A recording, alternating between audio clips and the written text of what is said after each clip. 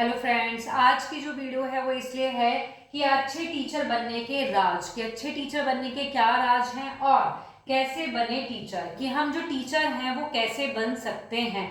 तो इस चीज़ के बारे में तब पता होगा, तभी आप जो गवर्नमेंट टीचिंग एग्जाम के लिए जो फॉर्म फिल करते हैं तो वो कौन से फॉर्म फिल करने हैं, हमारी क्वालिफिकेशन कितनी होनी चाहिए, तो इन सब बातों का पता होना चाहिए आपको। तो हमारा फर्स्ट पॉइंट आता है सबसे पहले 12th पास 15%। मतलब कि जो भी बच्चा टीचर बनने का इच्छुक है, जिसको टीचर बनना है, उसको फर्स्टली क्या करना है, 12th वो पास होना चाहिए आपका। ठीक है, अगर वो 12th पास है तो ही वो क्या कर सकता है, टीचर बनने के लिए मतलब टीचर बनने के बन सकता है वो। ठीक है, उसके बाद आता है आपका BELED और आपका BEd हो गया।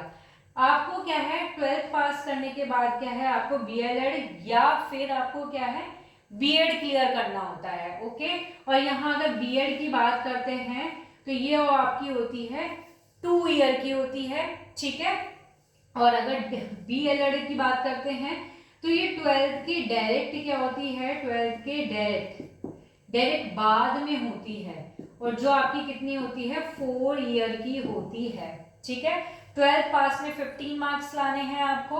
उसके बाद BELED जो है आपका, उसमें उसको करना है जो 12th के डायरेक्ट बाद होती है, आपकी 4 ईयर की होती है। ओके, उसके बाद है आपका या तो BEd करो, ठीक, और जो आपके BELED होती है ये होती है आपकी प्राइमरी के लिए। किसके लिए होती है, प्राइमरी टीचिंग में आप क्या है, इसको अप्लाई कर सकते हैं। ओके, और आपका यहाँ पे आता है फिर CTET और TET पास करना, तब आपका 12th पास हो जाएगा। और आपका BEd पास हो गया, मीन्स आपने BEd भी कर लिया 50% मार्क्स के साथ अपना। ओके, या फिर BELED जो है उसको पास कर लिया, तो उसके बाद आपका आता है TET क्लियर करो, या तो CTET क्लियर करो अपना, या फिर अपना क्या है, टैट क्लियर करना है, मीन्स यूपी टैट क्लियर करो। या फिर अब आपका क्या है, ये भी क्लियर हो गया आपका। ठीक है, ये भी क्या हो गया, क्लियर हो गया। उसके बाद आता है, तब ये सारी चीजें क्लियर हो जाती है, उसके बाद आप क्या है, एक टीचर बन सकते हैं अगर आपका CTET क्लियर है। CTET क्लियर है तो आपके सामने बहुत सारे ऑप्शन खुल के आ जाते हैं। आप DSSB जो है, DSSB का जो फॉर्म है फिल कर सकते हो, आप जो KVS के जो निकलते हैं उसका फिल कर सकते हो। तो आपका क्या है, CTET क्लियर होना चाहिए, सेंट्रल गवर्नमेंट की तरफ से होता है, जिसमें कि KVS और DSSB के जो एग्जाम हैं वो क्लियर कर सकते हैं। और एक इसका पॉजिटिव पॉइंट ये है कि अगर यूपी के अंदर कोई वैकेंसी निकलती है, सुपर टेट लाइक आपका होता है, और आपका CTET क्लियर है, तो आपको यूपी टेट क्लियर करने की जरूरत नहीं है। आप क्या है, यूपी में भी अप्लाई कर सकते हैं CTET क्वालिफाई होने के बाद। ओके, उसके बाद आता है आपका टैट। तो आपका क्या है, टैट से क्या होता है, यूपी टैट क्लियर होता है आपका, तो आपको क्या है, सुपर टेट क्लियर करना होता है। सुपर टेट क्लियर करोगे आप, सुपर टेट क्लियर करोगे, उसके बाद ही आपको क्या है, आप क्या है, एक टीचर बन सकते हैं। अब फाइनली ये होता है कि आप क्या है, एक टीचर बन गए। ठीक है, एक टीचर, तब आपने ये सारी चीज करी, क्वालिफिकेशन आपने अचीव कर लिया, यहां तक पहुंच गए, अब आप क्या है, एक टीचर बन गए। तो अच्छे टीचर बनने के राज, मतलब आपको टीचर बनने के बाद किस तरीके से बच्चे को पढ़ाना है, किस तरीके से क्लास में आपका बिहेव होगा, कि जो आपको स्टूडेंट जो हैं वो आपको लाइक करे, पसंद करे, और आपसे पढ़ने के क्या हो, वो इच्छुक हो। ठीक है, तो इसमें हमारा फर्स्ट पॉइंट आता है छात्र की पढ़ाई में रुचि लाना। सबसे पहले हमें ये वाला पॉइंट तो अभी करेंगे क्लियर। सबसे पहले हम जब क्लास के अंदर जाते हैं तो हमें सभी बच्चों के बारे में जानना चाहिए, पहचानना चाहिए कि कौन कैसा है, कौन कैसा नहीं है। सभी के नाम का पता होना चाहिए क्लास के अंदर। ऐसा नहीं है आपको एक दो बच्चों के नाम के बारे में पता है और उनके बारे में पता ही नहीं, तो ऐसा तो नहीं होना चाहिए। तो आपका यहाँ आता है छात्र की पढ़ाई में रुचि लाना। तो हमारा क्या है, तब हम फर्स्टली बच्चे को पढ़ा रहे हैं, तो तो हमें उनका इंटरेस्ट बढ़ाना चाहिए, हमें इस तरीके की पढ़ाई करानी है, इस तरीके से उनको पढ़ाना है कि जो उनका इंटरेस्ट है, उनकी जो रुचि है वो पढ़ाई के अंदर बने।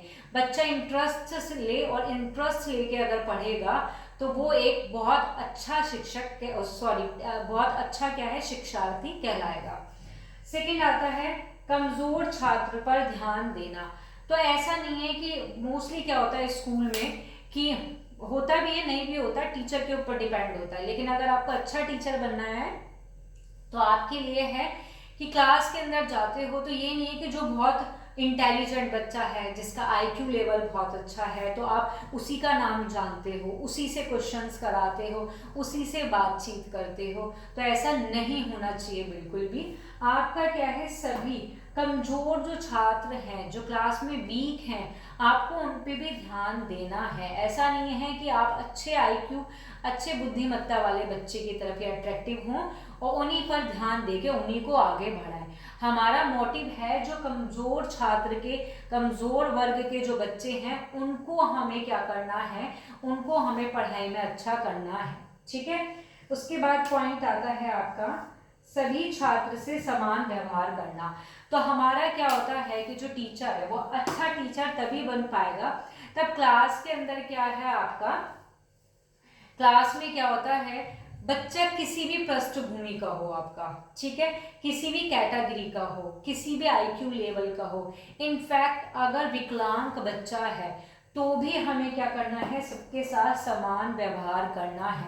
अगर टीचर ऐसा करता है, भेदभाव नहीं करता है, तो एक वो बेस्ट टीचर कहलाता है आपका। ठीक है। उसके बाद है सरल शब्दों का प्रयोग।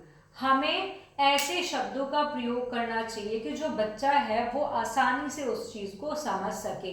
हमें कठिन शब्दों का प्रयोग नहीं करना है।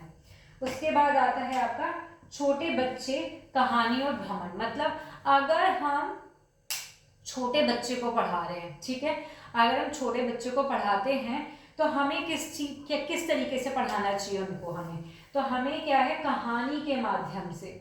अगर हम कहानी, स्टोरी, आपने देखा होगा मोस्टली जो छोटे बच्चे होते हैं घर में भी जो होते हैं, वो अपने मम्मी पापा, दादा दादी से क्या है, स्टोरी सुनते हैं। तो स्टोरी सुन के वो अपने दिमाग में वही छवि बना लेते हैं।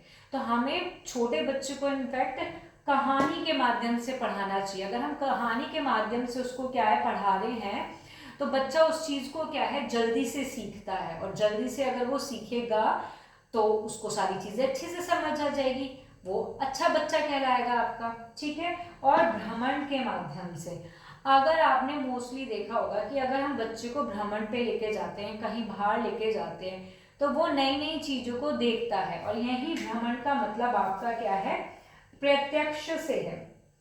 प्रत्यक्ष से मतलब कि भ्रमण पे लेके जा रहे हैं तो हम बहुत सारी चीजों को प्रत्यक्ष रूप से देख रहे हैं। ओके। और भ्रमण पे ले जाना, प्रत्यक्ष रूप से कोई चीज दिखाना, वो बच्चे के दिमाग में बिल्कुल सेट हो जाती है।